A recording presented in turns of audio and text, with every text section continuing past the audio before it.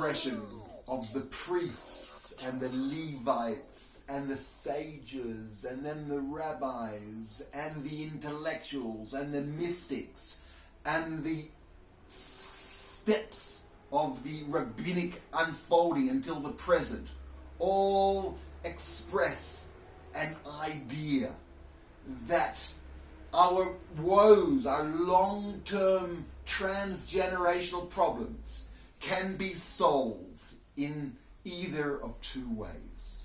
One under great duress and troubles and affliction to society, and the other in peace and in love and in fulfillment and voluntarily through wisdom and understanding of the human condition.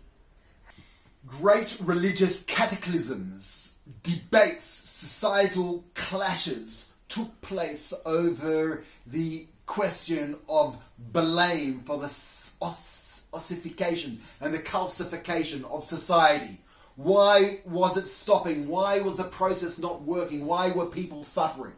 And today is the same. And one needs to question, as the religious debate question, who's at fault? And today, who is at fault? Is the Ministry of Law, of the state councillors, of the state prosecution's office, of the interpretation of the law, of the application of the law, the state attorney, and their cult has ossified and is interpreting the law against the benefit of the citizen.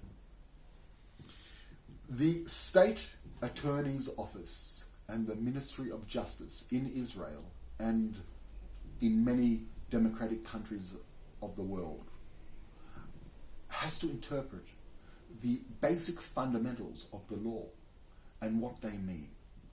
This mechanism, social mechanism, is very powerful, and the way it functions is necessary for the health of society. If it is misfunctioning and misapplying or misdiagnosing the problems, if it is stuck within conceptual blind spots, not understanding the repercussions of its decisions, it causes tragedy immediately to the citizenry. The schisms in ancient Israel between the Pharisees and the Sadducees and the Essenes, or between Moses and Korah, or between the different prophets, the expression of this story was a conflict between classes and interpreters and processes which were going on in society which were not beneficial, which were unhealthy. So too then, so too today, there is a great schism of the interpretation of the law, where industries and large groups and powerful organizations pressure and lobby government against the interests of society, against the interests of the individual, and the individual is left hurt and in travail whilst government is using high-tech, advanced artificial intelligence tools against the citizen.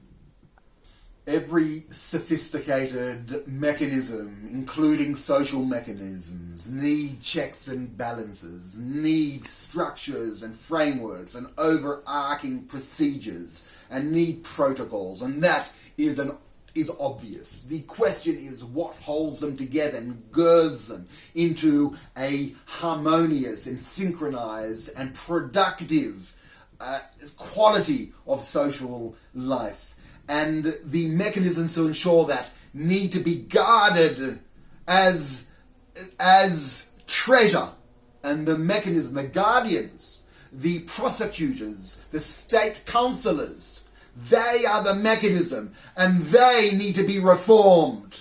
First and foremost, so that they can serve as a basis and an instrument for further extension of the government power and its transfer to the individual for the purpose of individual benefit, and to disregard the powers of state external to the individual.